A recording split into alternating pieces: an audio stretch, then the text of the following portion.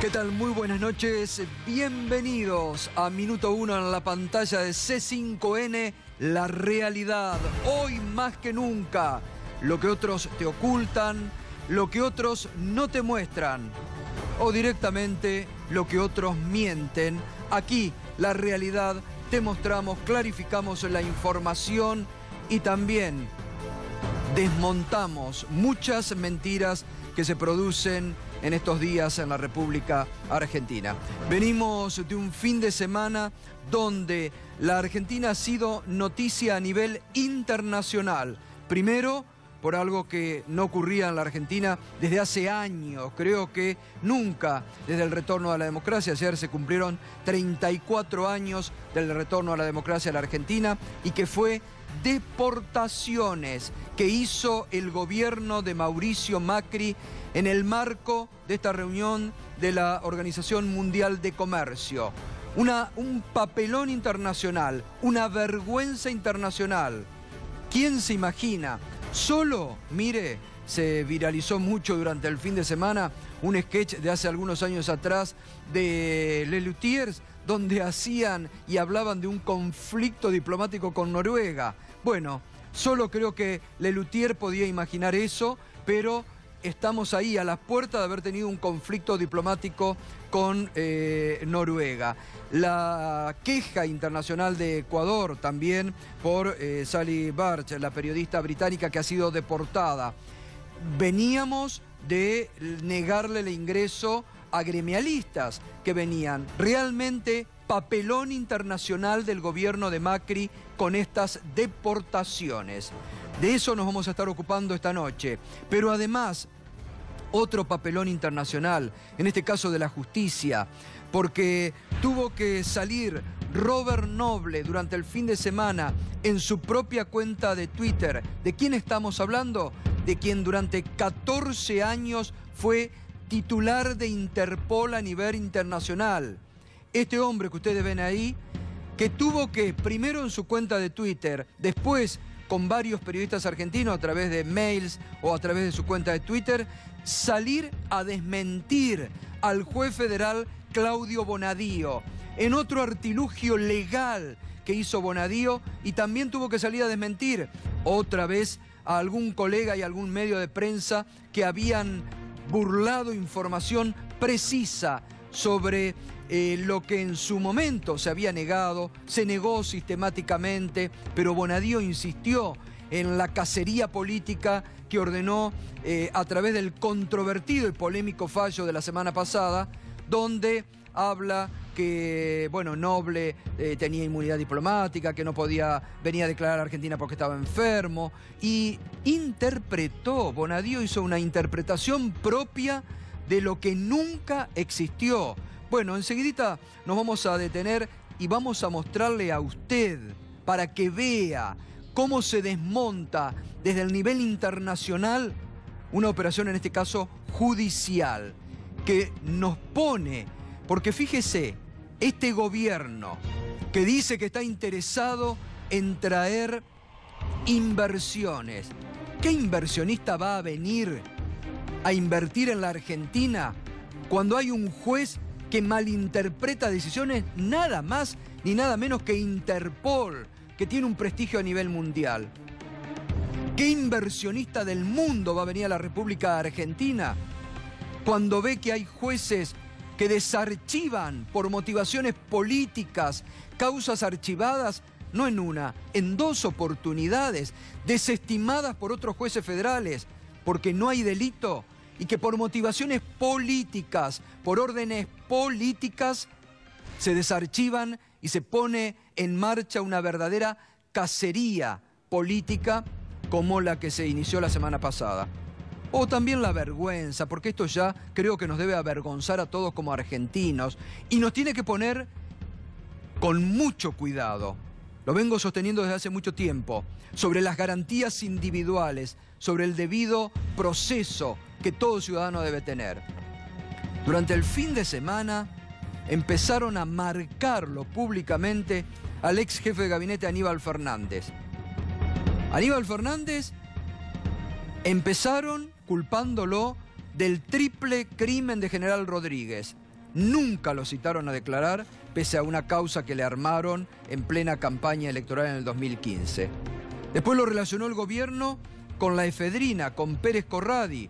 Lo trajeron a Pérez Corradi. Hasta la ministra de Seguridad, Patricia Bullrich, dijo: yo que Aníbal Fernández me empezaría a cuidar. Pérez Corradi ni una palabra dijo sobre Aníbal Fernández.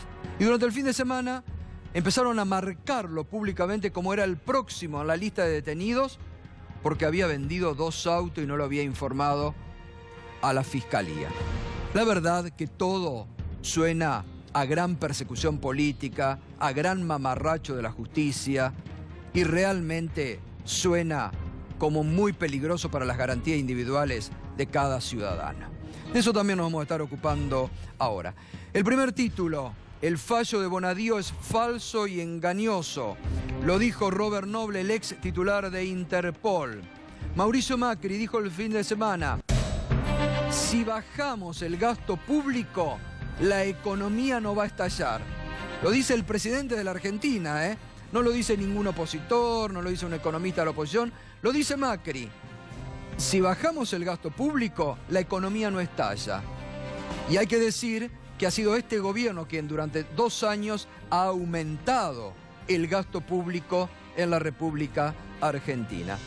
13,5 millones de pobres, no cede la pobreza, no cede la indigencia, y además se sigue distribuyendo mal, muy mal en la República Argentina. Las cifras, que no son cifras, son seres humanos, son niños, muchos niños en la pobreza y en la indigencia.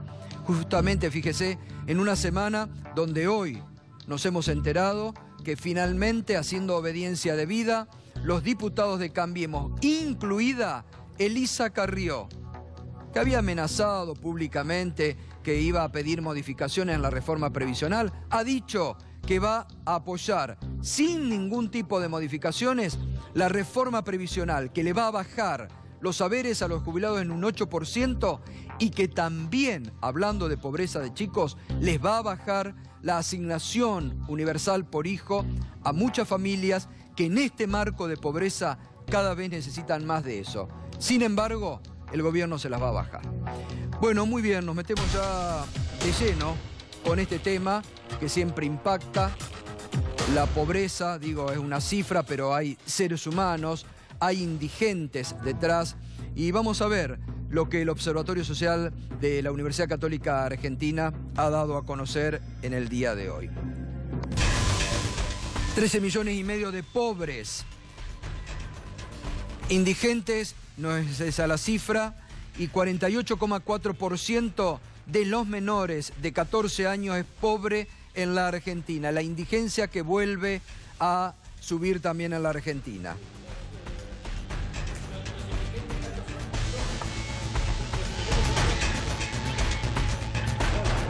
Son 2.640.000. Esa es la cifra que dio la UCA hoy. Esa es la que faltaba en el medio del gráfico de recién. 13,5 millones de pobres, más de 2,5 millones de indigentes, o sea, de hambrientos. Y acá tenés la evolución de ambos. Ahí están las cifras concretas. Y ahora en el gráfico de la línea roja y de la línea azul tenés la evolución de ambos. Por un lado, la pobreza, que la UCA dice descendió respecto del pico que había alcanzado el año pasado. Ahí tienen 2015, 2016 y 2017. La UCA cambió la metodología en esta última medición, por lo cual el dato aislado del 2017 le daba 31,4, pero el dato comparable con los anteriores es este que publicó también y que continúa. Pero fíjate, la indigencia, la línea de abajo, sube bruscamente en 2016 de 5,7 a 6,9 y luego se estaciona en un 6,4, o sea, muy por encima todavía del dato de 2015. Esto se explica por otro gráfico que vamos a ver ahora más adelante, Gato. Bueno, perfecto. Durante el fin de semana hubo declaraciones referidas a esto. Por ejemplo, la intendenta de La Matanza, Verónica Magario, quien ha dicho que gracias a la actitud y al trabajo que están realizando muchos intendentes en el conurbano bonaerense, la gente no se muere de hambre. Así lo decía la intendenta de La Matanza. La cada vez hay más hambre, la gente no está llegando a diciembre, hay una situación muy compleja, nosotros lo vemos en las escuelas y muchos de los intendentes estamos conteniendo una situación. Ellos lo único que hacen frente a estas realidades es poner créditos y créditos, endeudar a la gente, de la misma manera que hacen con el país y con la provincia de Buenos Aires. Este no es el camino es generar trabajo, generar salario y generar ingresos para que la gente pueda consumir y pueda vivir dignamente. Se está produciendo en el conurbano una situación muy compleja para aquellos que menos recursos tienen. En Matanza, cada 15 días está cerrando una metalúrgica. Hay 80 o 100 trabajadores que son 80 o 100 familias que se están quedando sin trabajo cada 15 días en La Matanza. Si hoy no tuviéramos una red social que pudiera contener a través de los intendentes, a través de la iglesia, como muchas veces lo hace, de distintas instituciones, de los docentes que también son una gran colaboración en esa red, y obviamente el hambre, empezaríamos a tener muertos por el hambre.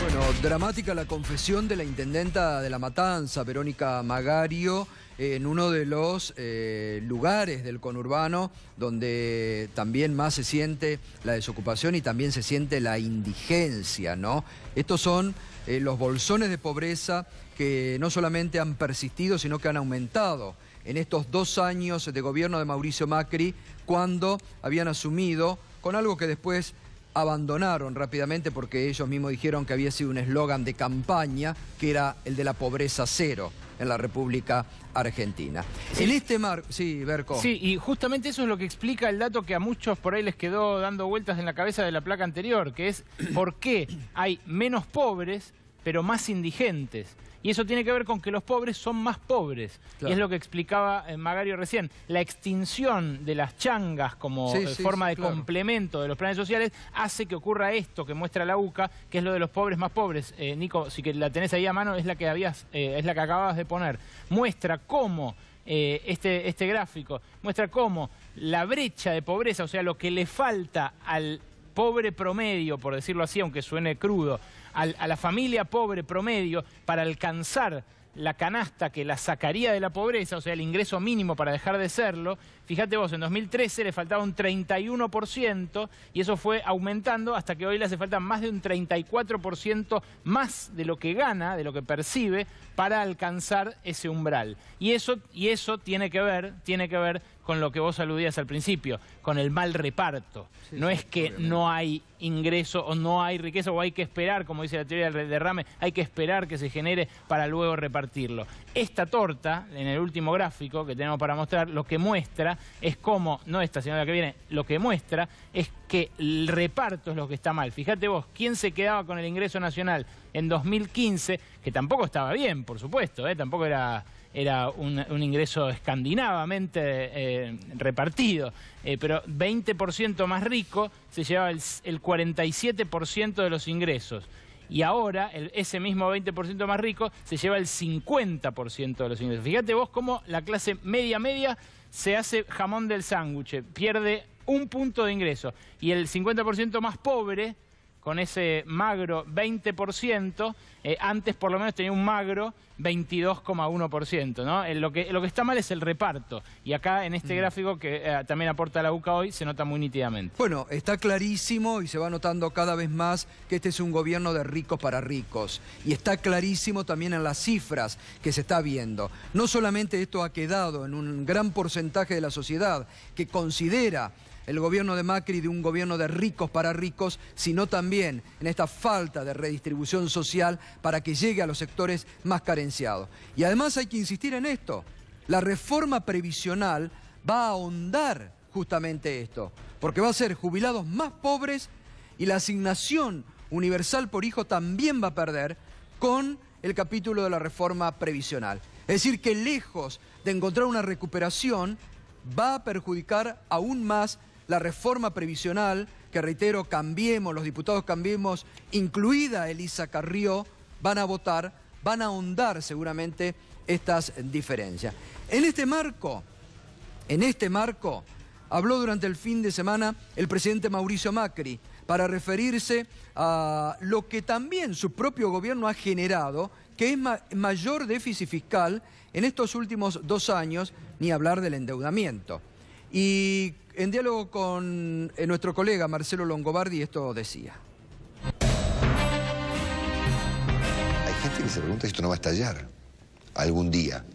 Si cumplimos este sendero de bajar sistemáticamente el gasto público y el déficit fiscal, no va a estallar. Pero hay que cumplirlo. O sea, yo soy el primero en decirte, tenés razón. No es sostenible donde estamos. Es una posición de altísima fragilidad. Cualquiera en la vida, si gasta mucho más de lo que gana por un periodo demasiado largo, va a la quiebra, ¿no? Entonces, le pasa a cualquier individuo, a una institución, sea una universidad o una empresa.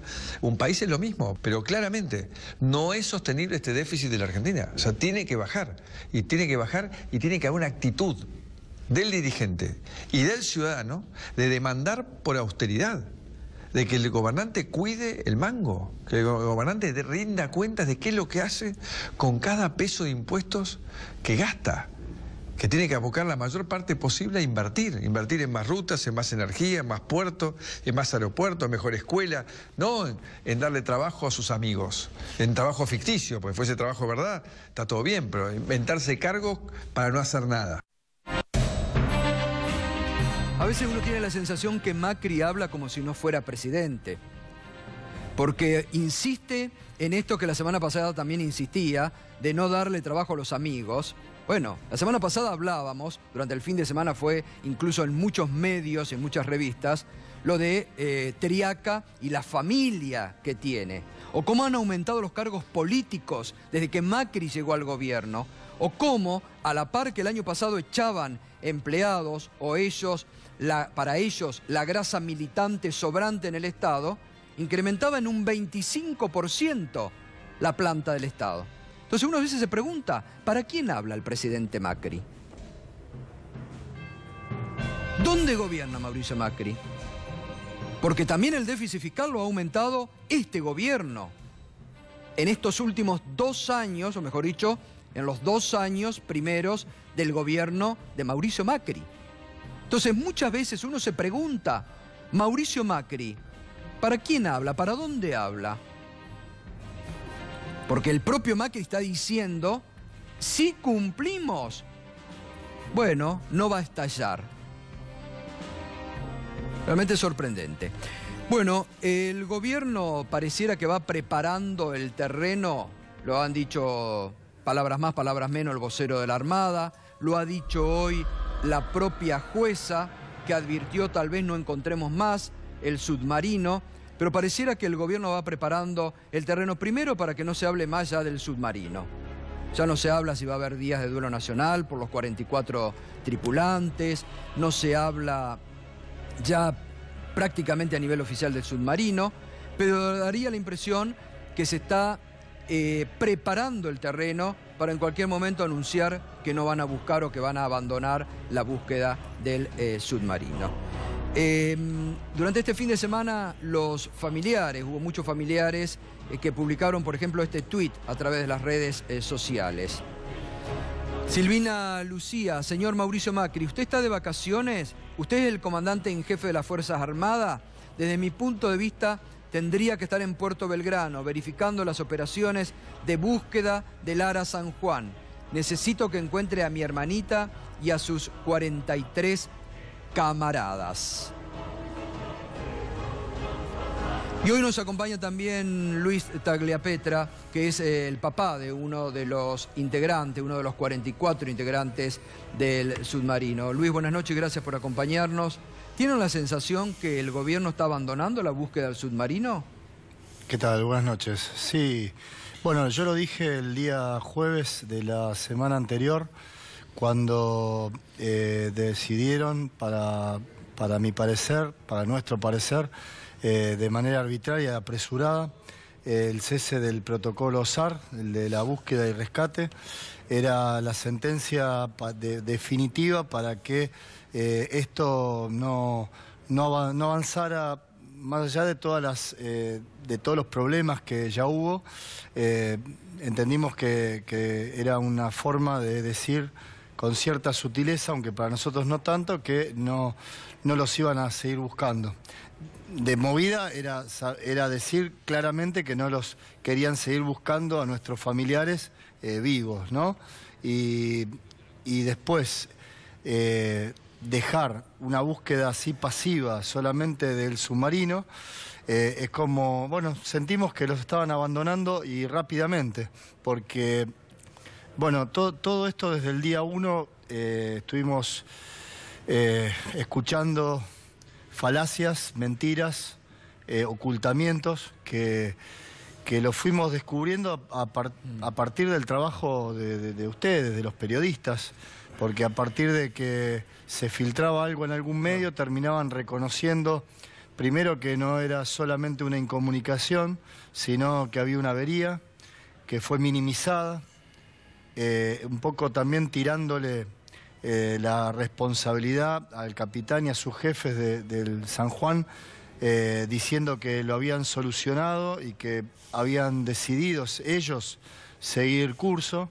Después nos enteramos de que eso tenía una gravedad, que esa gravedad la habían denunciado, o sea, la habían comunicado, la entrada de agua, el cortocircuito, el principio de incendio, que virtualmente estaban declarando una emergencia que fue desoída, sumado a todas las operaciones de prensa que estuvimos escuchando durante estos 25 días, escuchando, viendo, noticias falsas que claramente yo interpreto como operaciones de inteligencia, no sabemos por qué motivo, obviamente de disuadir la atención, ¿no? Claro.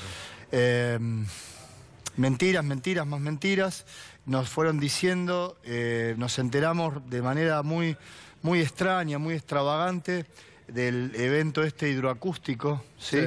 Y digo extraño y extravagante porque ya teníamos gran parte de un operativo de la OTAN acá en el mar argentino buscando al San Juan y nos enteramos de esto a través de un embajador en Austria, ¿no? Muy raro. Luis, pero ¿me bueno, permite? Vamos a escuchar juntos lo que hoy dijo la jueza Marta Yáñez. Sí, hablo todos los días con ella. Bueno, vamos a escuchar lo que dijo hoy en radio.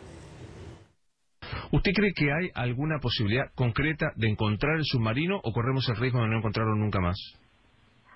Mire, en particular le digo, estoy tomando medidas, ya pensando que no pudiera ser ubicado, o si pudiera ser ubicado, también estoy pensando que podría no ser reflotado en lo inmediato. Yo me estoy manejando es decir, en la situación actual, 25 días de búsqueda, se dejó de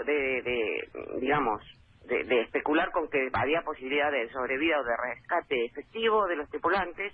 Entonces yo me manejo con la de máxima como si no lo fuéramos a ubicar y si ubicado no lo pudiéramos reflotar. Bueno, la jueza también, como ya también descartando que puedan encontrar el submarino o que no puedan ya rescatar directamente los cuerpos, ¿no? No, Gustavo, esa no es...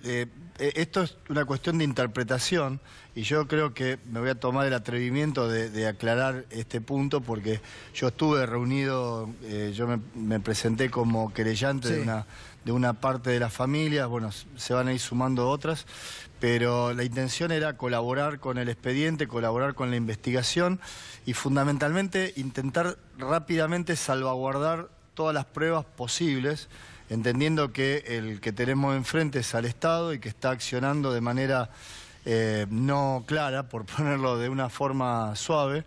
Entonces la intención fue viajar rápidamente y tomar contacto con el expediente, justamente con esta idea de salvaguardar todas las pruebas en pos de averiguar la verdad. En la entrevista que tuve con ella, con sus secretarios, con el fiscal, acordamos plenamente en no descartar ninguna hipótesis y justamente accionar en esta línea.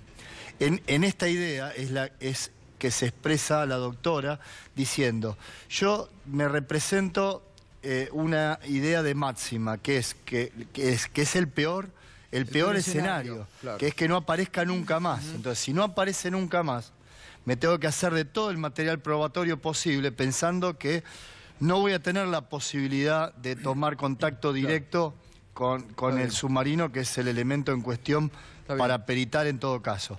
Pero es una idea de máxima, es el peor escenario, justamente en virtud de no descartar absolutamente nada. Ahora seguimos, Luis, Ahora seguimos y gracias por estar con nosotros esta noche.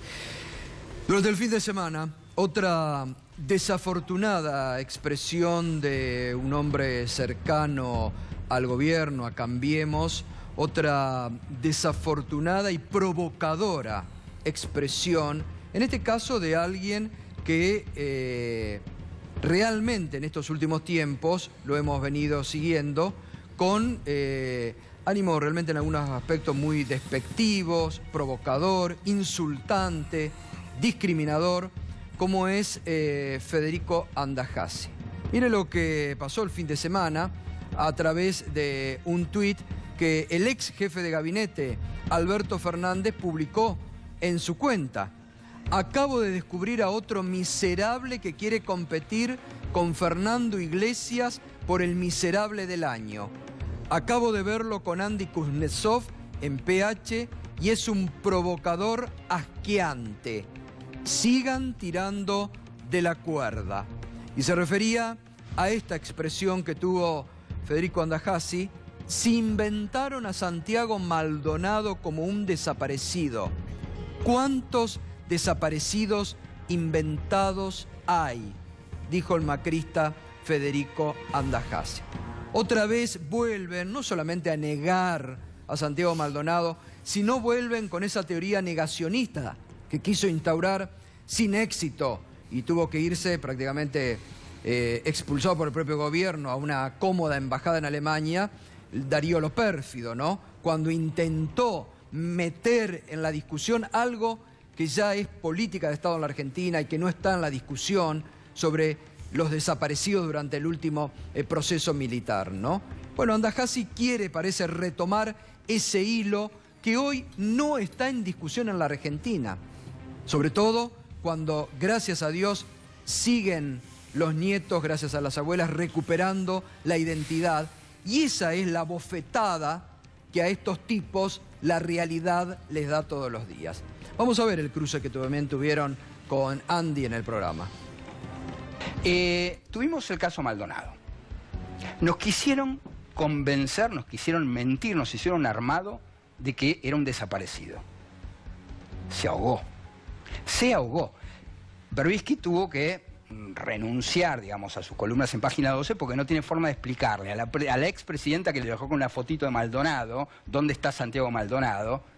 Cuando todo se ahogó. Perdón. Yo creo que no, igual yo creo que fue la construcción de un desaparecido. Creo que falta muchos datos, falta saber mucho. Se ahogó. Hay un dato. No hay que saber nada. No. Hipotermia. Hipotermia. Yo creo que todavía queda, en particular en lo del caso de Maldonado, me parece. A mí me Federico. Perdón. Estaba escapando. Creo que falta mucho por saber. Ya está, esa parte ya se sabe. Yo me pregunto, ¿cuántos desaparecidos inventados existen? Porque acá vimos uno. Yo creo, en lo particular, creo que es muy dolorosa la historia de los desaparecidos y no suma, pienso yo. Lo que vos decís es como, me parece a mí en lo personal, ¿no? Yo viví en Brasil, exiliado, es un tema que me toca. Vos también lo dijiste también. Hay veces que, esto es sincero también, te voy a hacer una pregunta sincera, más allá de Aníbal, de la polémica, porque vos sos un tipo inteligente.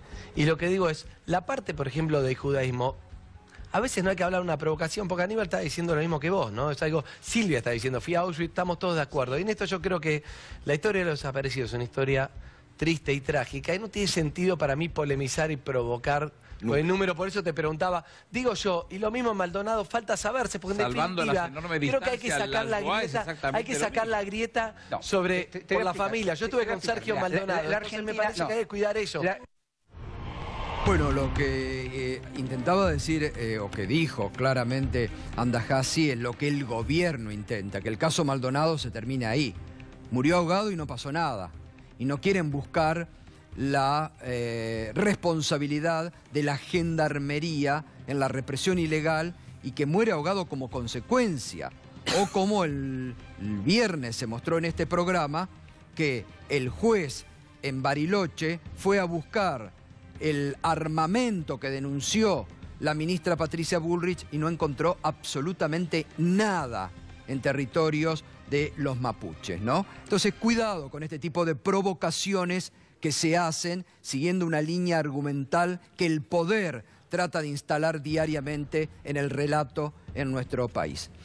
Como también intentaron volver con el tema de Robert Noble, durante 14 años titular de Interpol a nivel internacional, que en más de una oportunidad aclaró que nunca el gobierno de la expresidenta Cristina Fernández de Kirchner había pedido que se bajen los alertas rojos.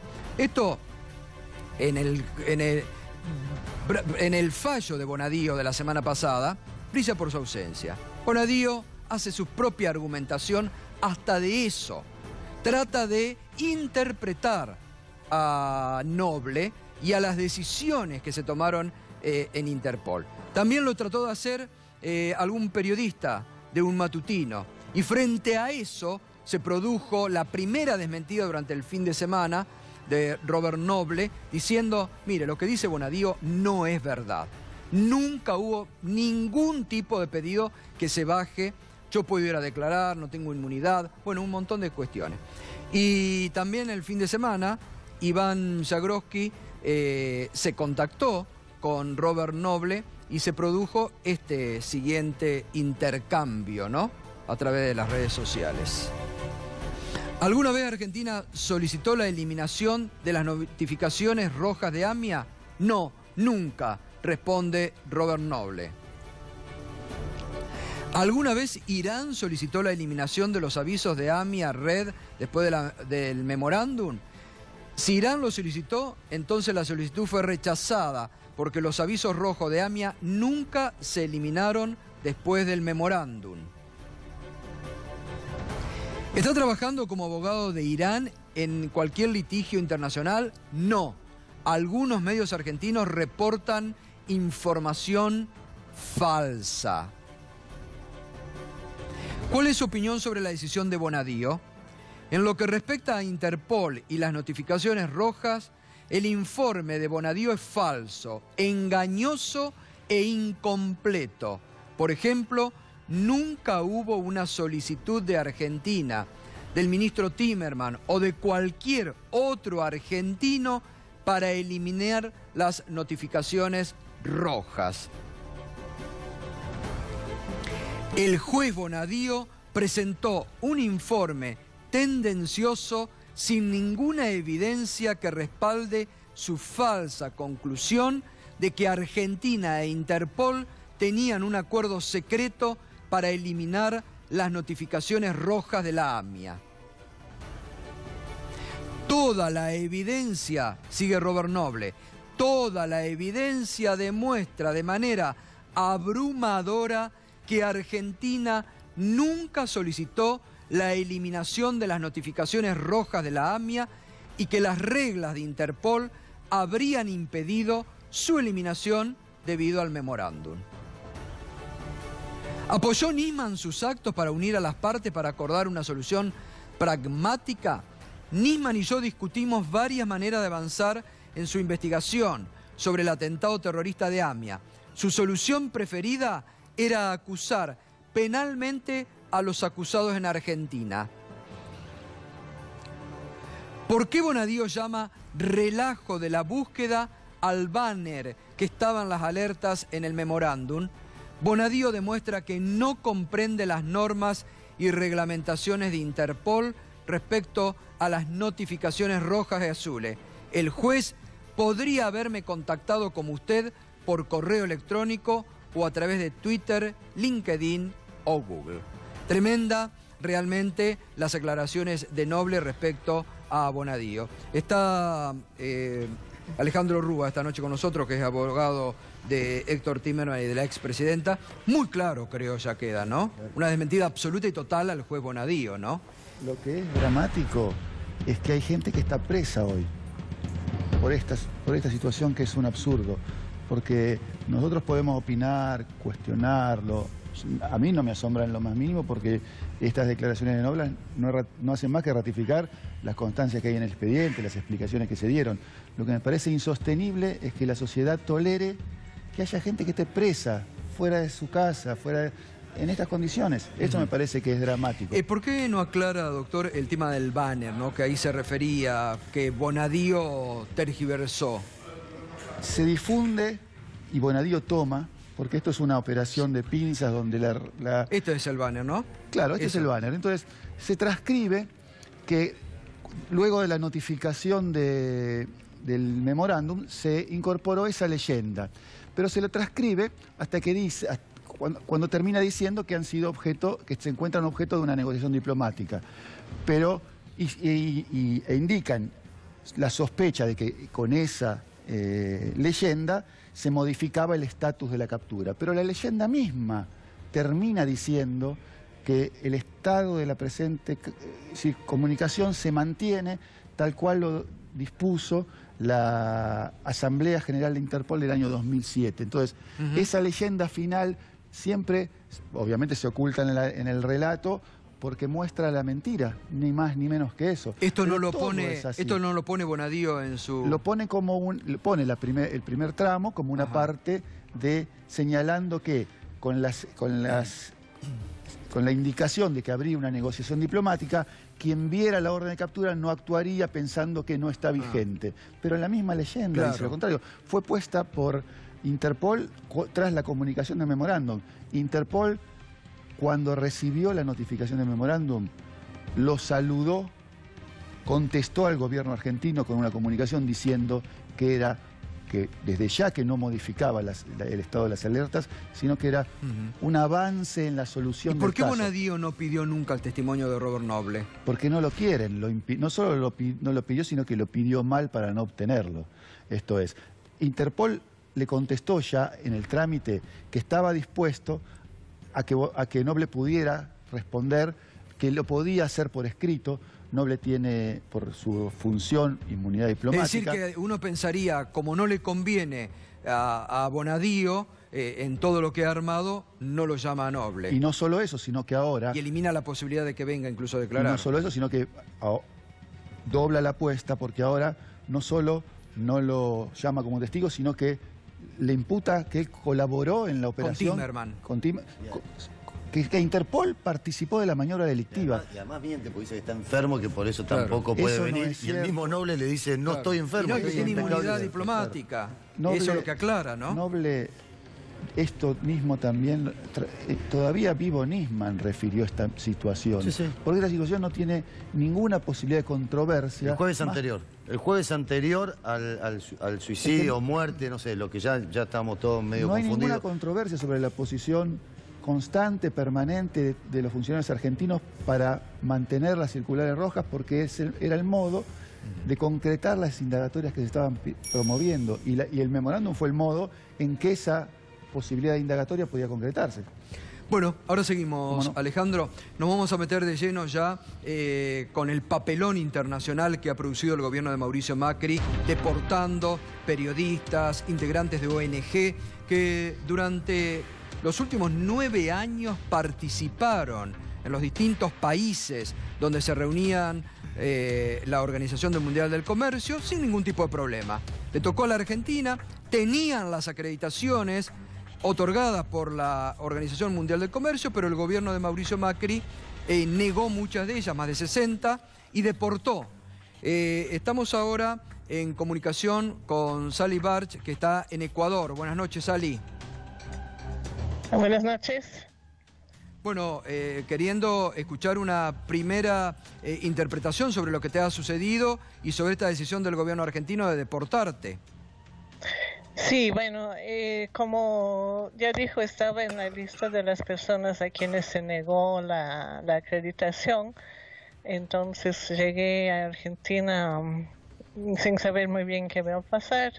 Entré como turista, como normalmente hago cuando voy a cubrir en un país sin tener una acreditación específica, y me negaron la entrada por el pretexto de falso turismo, pero en el fondo me tenía claro que mi nombre estaba en la computadora y que estaban buscando algún pretexto. ¿Y cuál era ese pretexto? ¿Cuál fue el impedimento para dejarte ingresar?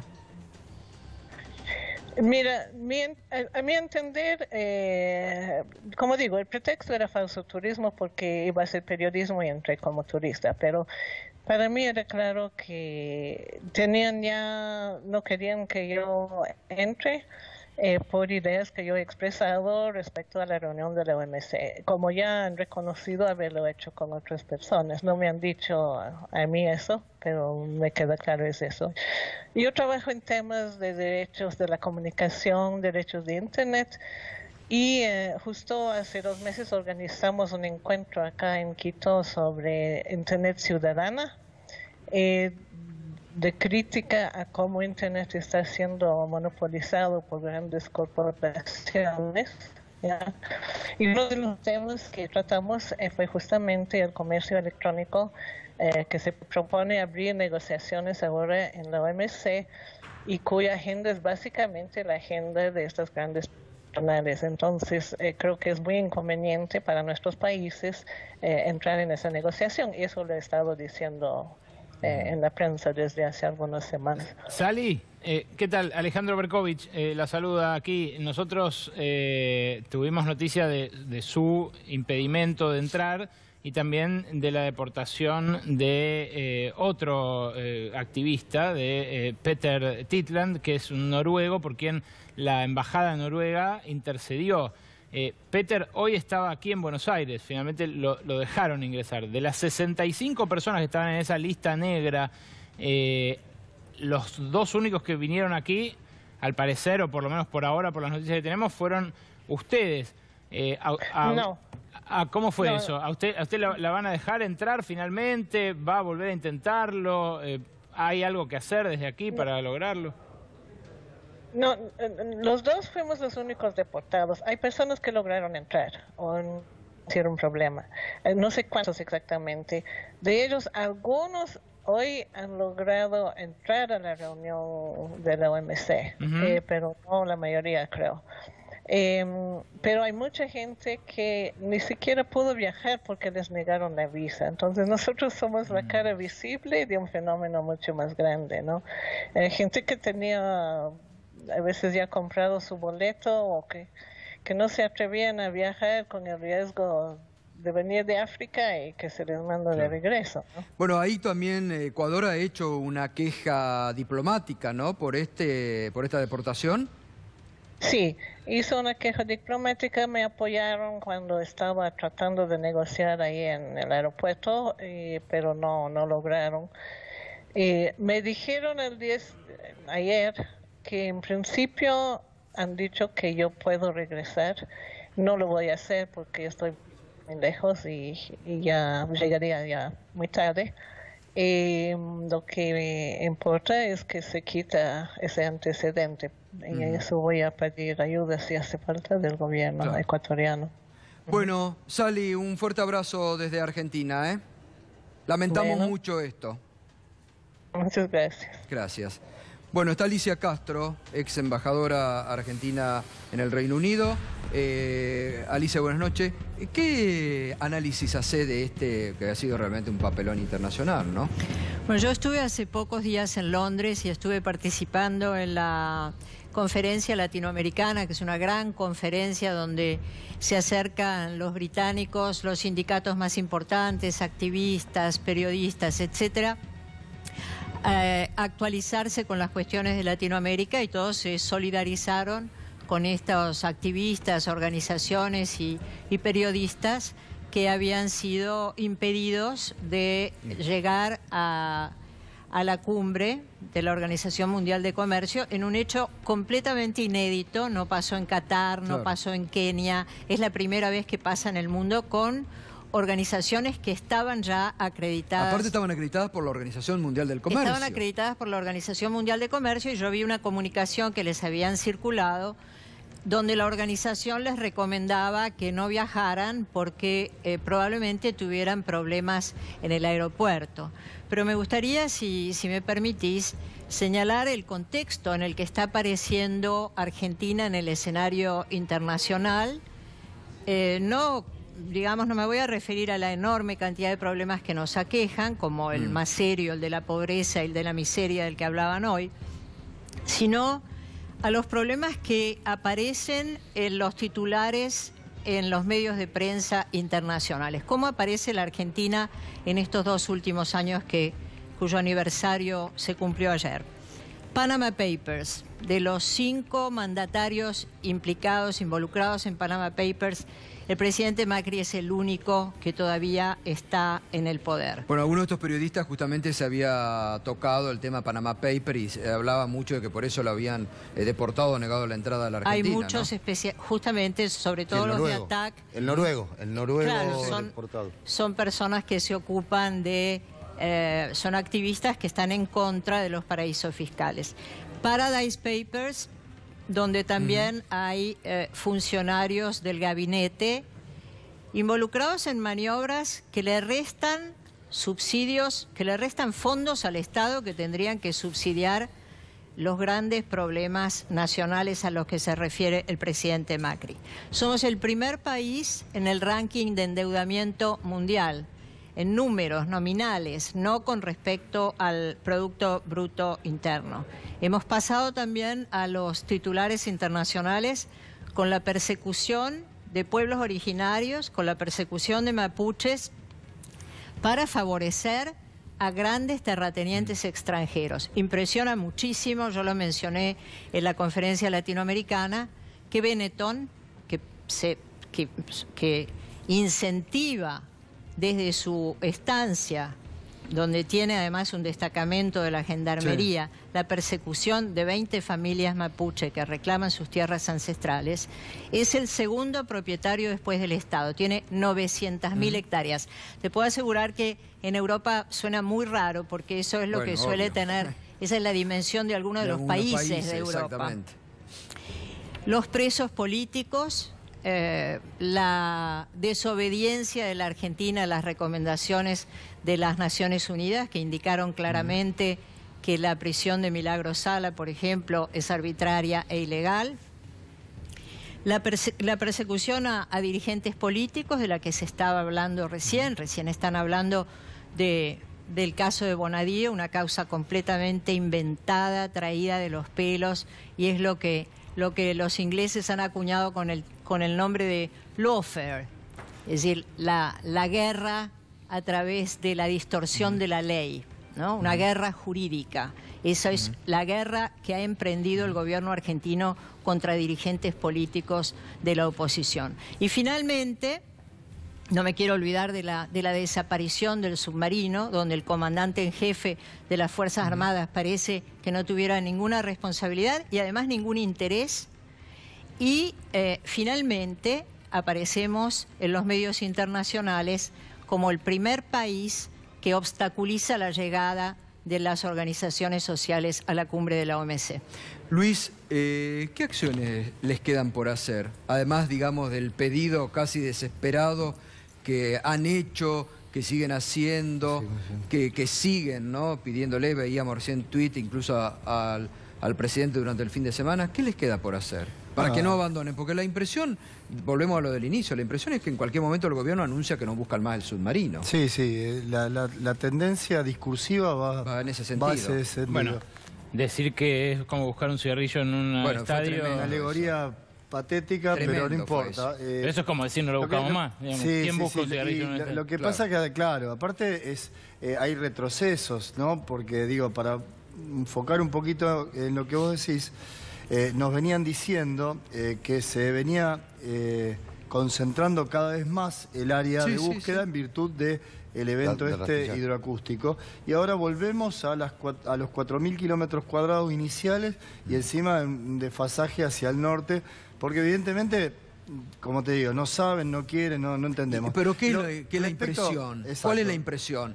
¿Le están mintiendo, están ocultando información o no saben dónde está parado, que sería lo peor? Es que esto es una bolsa de gatos, o sea, que nos mintieron, que nos ocultaron y que nos tergiversaron la información, está a la vista. O sea, no es una cuestión de análisis mío, sino que está a la vista. Ahora, los motivos, si es una sumatoria de cuestiones que tienen que ver desde una negligencia que se quiso de alguna manera enmascarar, y terminó en todo esto, eso va a ser producto de la investigación que hagamos junto con la doctora Yáñez. ¿Confía en la jueza Yáñez? Yo en lo personal confío. Como te digo, yo viajé hasta allá en cuanto pude, cuando empecé a percibir toda esta cosa rara, viajé rápidamente, me recibió, la verdad que comparado yo como abogado penalista, acostumbrado a moverme acá, iba con ciertos recaudos y sinceramente tuvo primero la deferencia en recibirme, de habilitar horario a las 4 de la tarde, de hecho me recibió. Estuvimos hablando más de 2 horas, después obviamente de acreditarme tuve contacto con el expediente y coincidimos plenamente en lo que te decía en un principio, en no descartar ninguna hipótesis, en ir a fondo con todo y resguardar la prueba. Esto tiene que ver con la parte investigativa, que no es lo que nos urge en este momento. Ahora, ¿cómo se resguarda la prueba teniendo en cuenta que del otro lado está el Estado, con la capacidad del Estado? ¿No? Claro, y sí, es la gran incógnita, digo.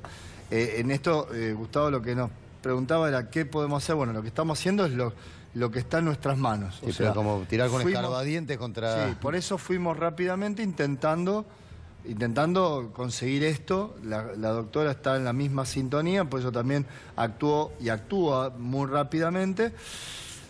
Pero bueno, sí, estamos contra todo el poder del Estado en contra y ahí tendremos que ver también todo lo que tenga que ver con las pericias, todo lo que tenga que ver con esta investigación que probablemente trataremos de contar con expertos extranjeros, si es que se puede, y bueno, agotar todos los recursos para saber la verdad en ese aspecto. Pero en paralelo, lo que seguimos abocados es a la búsqueda, ¿sí?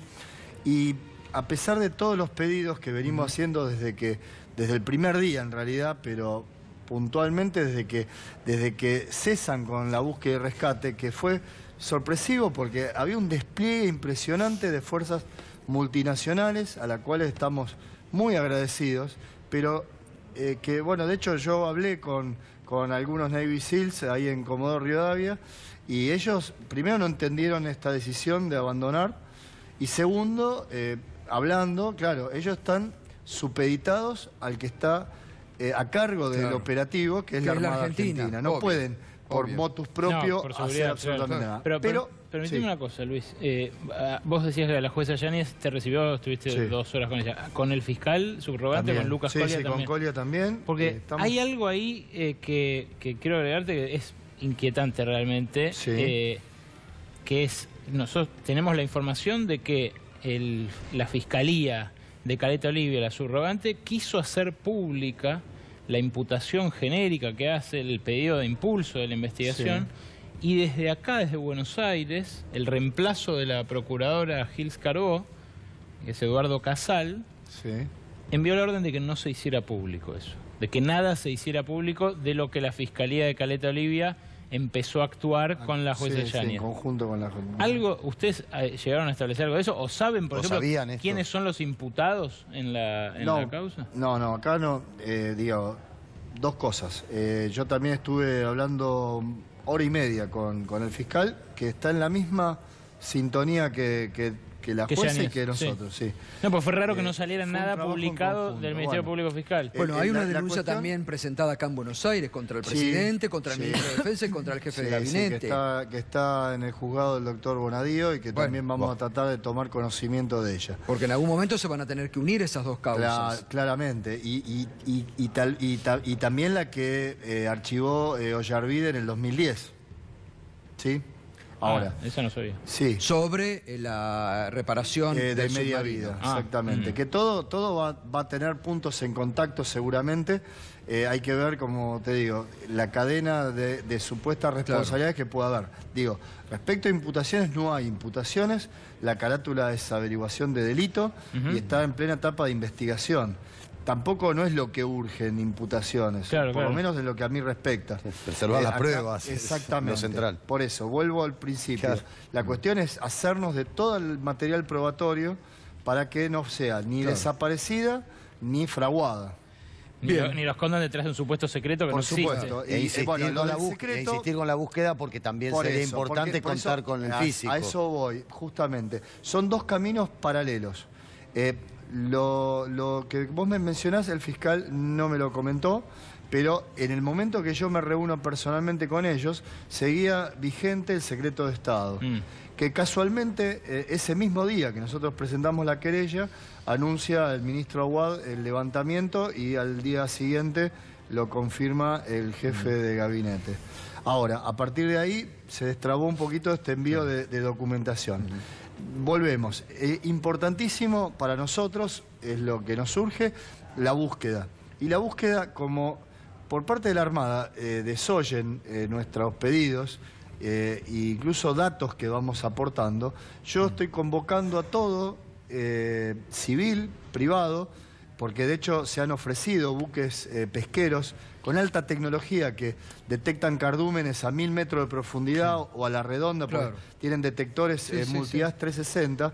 El Américo Vespucio, por ejemplo, se ofreció a la Armada y fue desestimado. Le dijeron, no hace falta. Bueno, yo hablé personalmente con el capitán y lo estamos convocando para que, sin interferir, porque obviamente la Armada es muy cerrada respecto del área de búsqueda, pero dentro de las posibilidades, seguir buscando que los privados tenemos esa posibilidad. Está bien.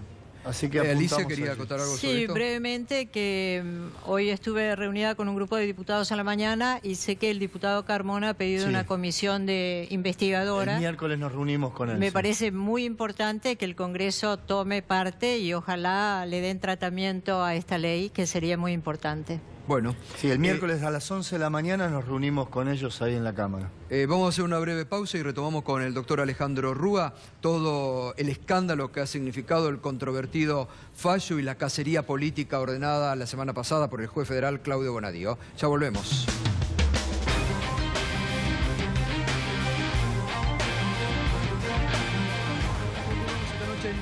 En la pantalla de C5N, La Realidad, contándote temas que no vamos a olvidar. Como no olvidamos el caso Santiago Maldonado aquí, no nos vamos a olvidar del submarino y no nos vamos a olvidar sobre todo del recuerdo de los 44 tripulantes, porque todavía hay muchas cosas para saber.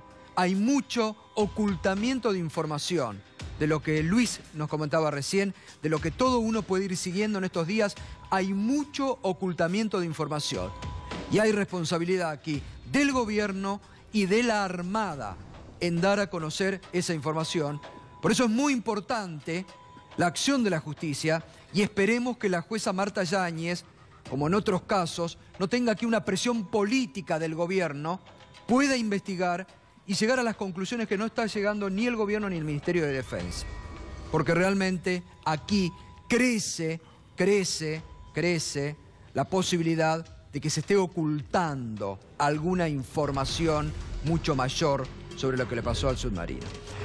Doctor Rúa, ¿y cómo se sale de esto cuando hay una persona como Noble, 14 años al frente de Interpol, que desmiente, que dice ese fallo es engañoso y falso?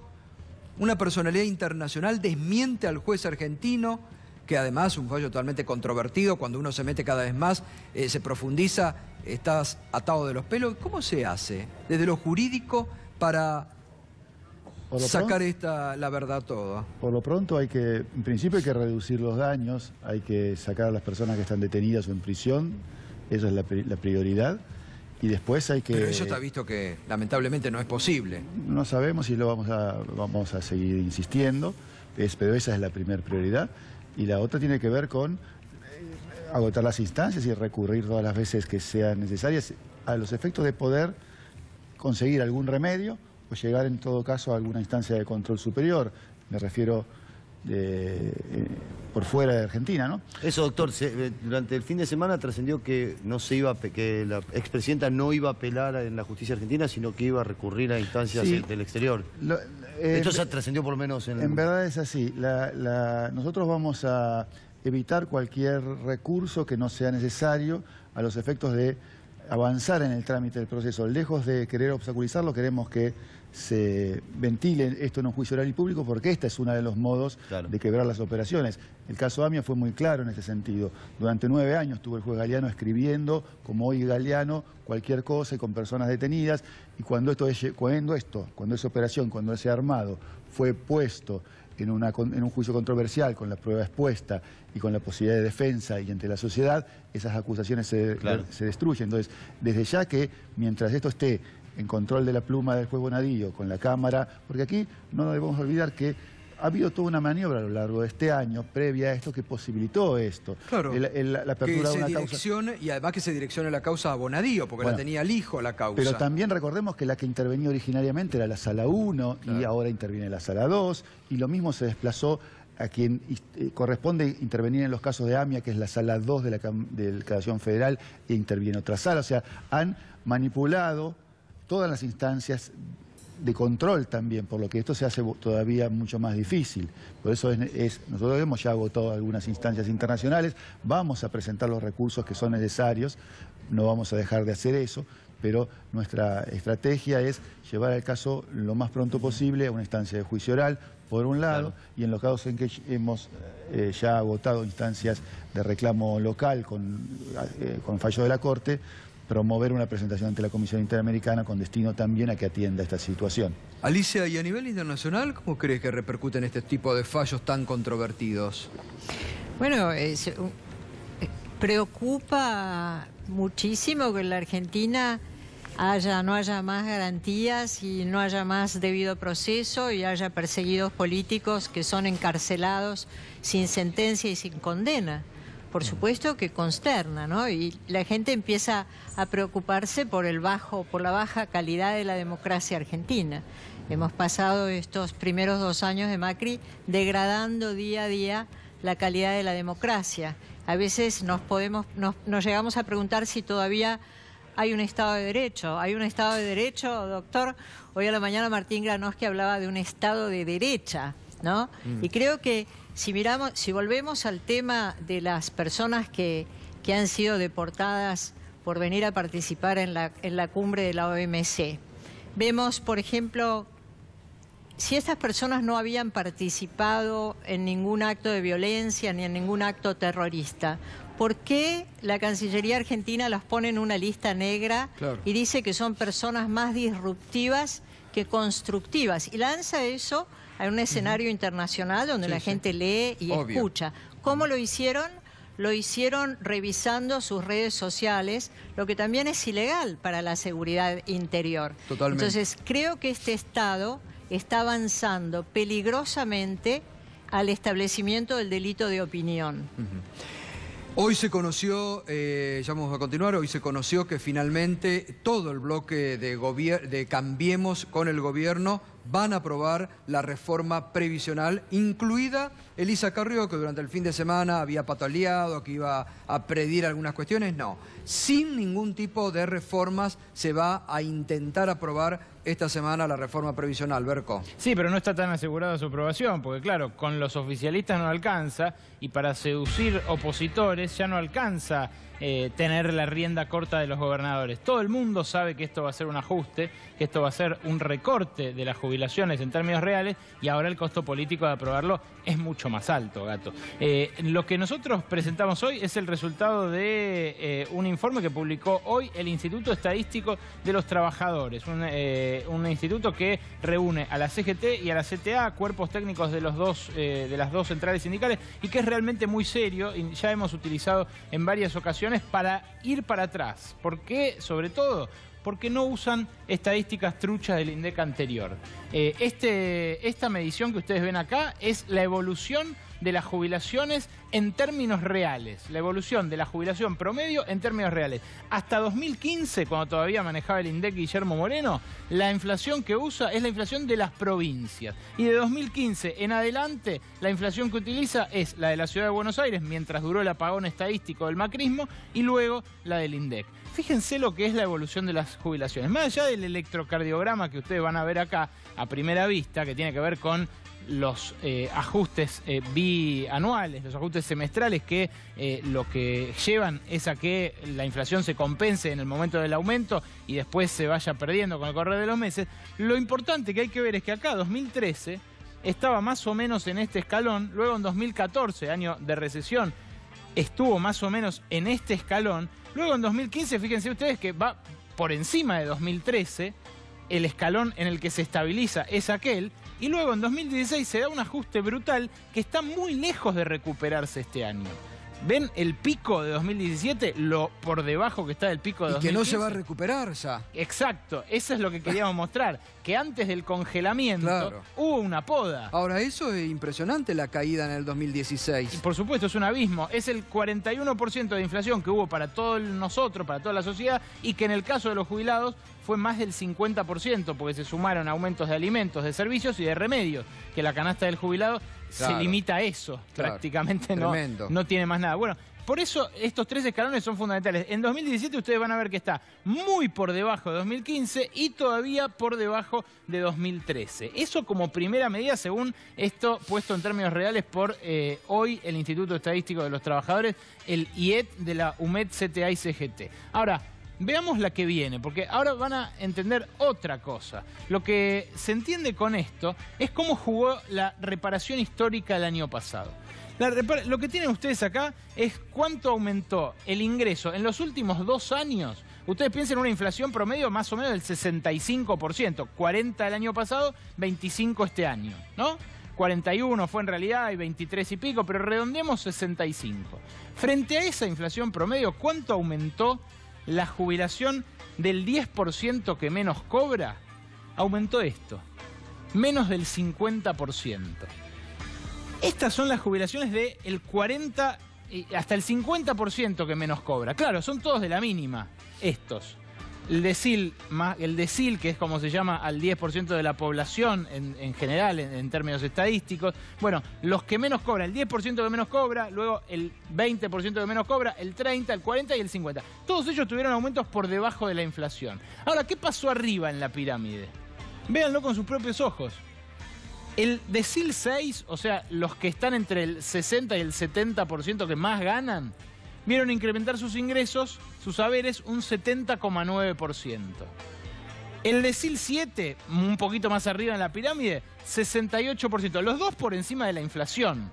Lo que estamos viendo es que además de perjudicar a los jubilados en su conjunto, la estrategia que siguió el gobierno y la reparación histórica que votó parte de la oposición también en el Congreso, llevó a que solamente los que más ganan le pudieran empatar mínimamente a la inflación. O en el caso de los que casi son los que más ganan, o sea, estos, decil 9, estamos hablando de jubilaciones de 20, 30 mil pesos, superaron con énfasis la inflación. Acá también entonces se cumple lo que decíamos anteriormente. Es un gobierno de ricos y en este caso es un gobierno de ricos para jubilados ricos. Claro, los de la mínima no cuentan. Exacto, para el gobierno. Pero vos fijate qué nítido que se ve, vos fijate qué notorio. ¿Cómo? Acá tenés la media, la jubilación media. ¿Cuánto se incrementó la jubilación media? 60% en 2 años.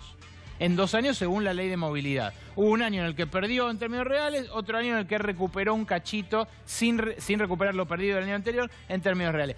Pero fíjate vos la diferencia entre los que más ganan y los que menos ganan, cómo se hace nítida en este cuadro cuando vos tomás las franjitas de a 10%. Y esto se ve también en el último cuadro, Nico, que lo podemos poner muy brevemente, se ve también en los salarios reales. Fíjate vos el salario real, cómo en 2016 llegó a perder hasta un 11% de poder adquisitivo. Este es el acumulado a julio de 2016, el peor momento de los salarios después de devaluación, primeros tarifazos, aumentos de alimentos y ajuste en general de la economía del inicio del gobierno. Luego recuperación sin recuperar en ningún momento el poder adquisitivo perdido, porque acá en enero de 2017 todavía estábamos 2,5 puntos debajo de la situación que heredó Macri. Y luego, en 2017, en la medida en que se escapa la inflación, nuevamente nos encontramos frente a una pérdida de poder adquisitivo del 7,1%, que empieza a parecer recuperarse, pero que en promedio el acumulado hasta ahora es esto, 5,6% de pérdida de poder adquisitivo, simétrico a lo de los jubilados, pero claro, para gente en edad de trabajar y con su familia a cargo. Bueno, fantástico, Berco, muy clarificador, muy clarificador. Esto, si lo vota Cambiemos, con el apoyo de Carrió también y de los radicales, es lo que va a pasar con los jubilados. Todo para abajo. Y también va a repercutir sobre la asignación universal por hijo en un momento que necesitan mayor contención los sectores más desposeídos de nuestra sociedad. Es así, son 17.600.000 personas alcanzadas, entre jubilados y beneficiarios de los programas sociales. Bueno, gracias, doctor Rúa. Gracias, Alicia, como siempre, por venir. Luis, te voy a dar un abrazo y un saludo, porque la verdad, la contención que muchos nos le dan, aquí se la vamos a dar siempre. Gracias, Gustavo. Y el acompañamiento para toda tu familia y la lucha que están haciendo. Gracias. Bueno, mañana a las 21 nos vamos a encontrar en este punto de encuentro con la realidad, que es Minuto 1 en la pantalla de C5N. Ya llega Esloto con Desafío 2017.